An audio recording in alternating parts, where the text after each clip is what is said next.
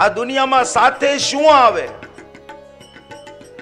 ધનાની ભૌમો પશવંશી ગોષ્ઠી ભાર્યા ગૃહદ્વારી જન સ્મશાને. ધનાની ભૌમો પશવંશી ગોષ્ઠી અને ભાર્યા ગૃહદ્વારી જન સ્મશાને. ધનાની ગમે એટલું ધન હશે એ સાથે નહીં આવે.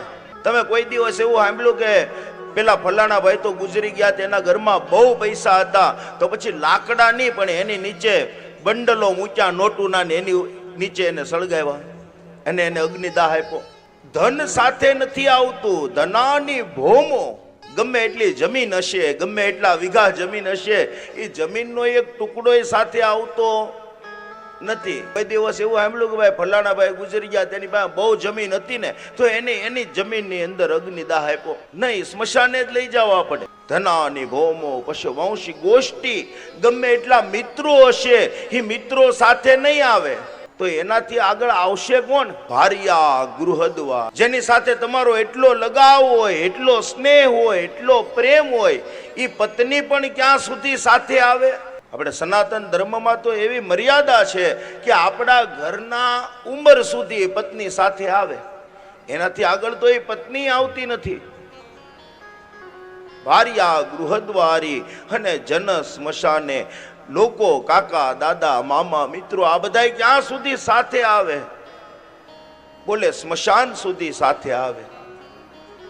કોઈ દિવસ તમે એવું પેપરમાં વાંચ્યું કે કાકાને ભત્રીજા ઉપર બહુ પ્રેમ હતો, એટલા માટે ભત્રીજાનું મૃત્યુ થઈ તો કાકાએ છલાંગ મારી ચિતાની અંદર, એણે એના પ્રાણની આહુતિ આપી. એ રડશે, શોક કરશે, પણ 10 ફૂટ દૂર રહીને. તો એનાથી આગળ કોણ આવે? ધનાની ભૌમો પશવંશી ગોષ્ઠી ભાર્યા ગૃહદ્વારી જન સ્મશાને દેહશ્ચિતાયામ પરલોક માર્ગે. તમે જે આ દેહને એટલો શણગાર કરો, શેમ્પુ ને કન્ડિશનર ને બોડી, આ બધું ક્યાં સુધી સાથે આવે? દેહશ્ચિતાયામ. માત્ર ને માત્ર ચિતા સુધી તમારું શરીર આવે, પછી તો એ શરીરે સાથ છોડી દે. દેહશ્ચિતાયામ પરલોક માર્ગે. એક જ વસ્તુ સાથે આવે, કઈ? બોલે કર્માનુગોગશ્ચતિ જીવ એક. માત્ર ને માત્ર કરેલા કર્મો એ જ સાથે આવે.